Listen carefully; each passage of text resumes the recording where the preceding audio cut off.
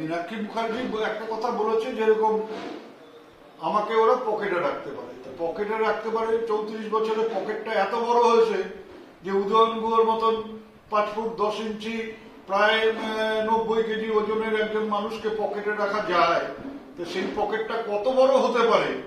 পয়সা রেখে রেখে রেখে সেই পকেট এতটাই বড় হয়েছে যে উদয়ন গুহকেও সেই পকেটে ভরে রাখা যায়। আর একটা বলছিল যে আমাদের বাবার সম্পত্তি দিনহাটা।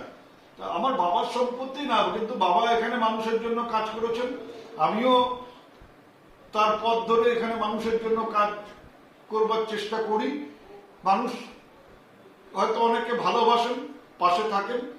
ওদের যদি ক্ষমতা থাকে, আমি মীনাক্ষী মুখার্জিকে বলছি যে আপনার তো এত ক্ষমতা, কোনো পুলিশ থাকবে না, কোনো মানুষ থাকবে না।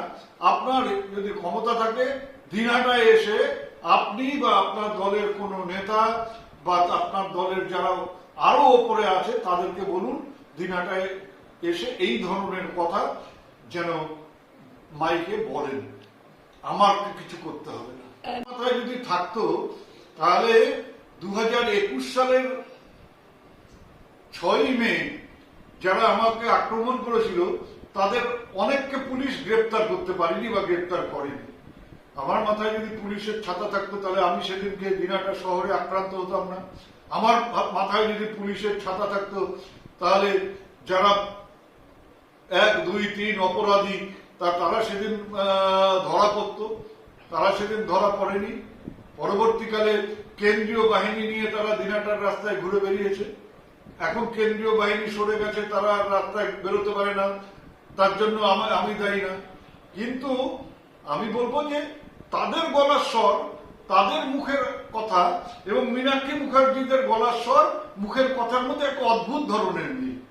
আমার তো ধারণা ছিল মীনাক্ষী মুখার্জি হয়তো একটু ভদ্রভাবে কথা বলেন, একটু হয়তো ভদ্রভাবে রাজনীতি করবার চেষ্টা করেন।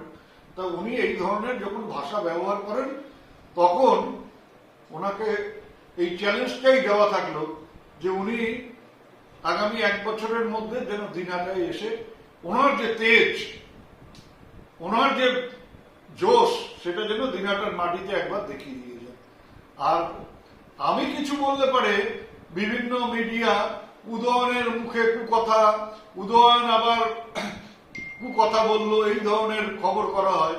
কিন্তু গতকাল থেকে মীনাক্ষী মুখার্জির এই যে কথা, এই যে বাবা তুলে কথা, এই যে পকেটে রাখার কথা, আমি কোনো মিডিয়াকে, কোনো চ্যানেলকে দেখছি না সেটা প্রচার করতে।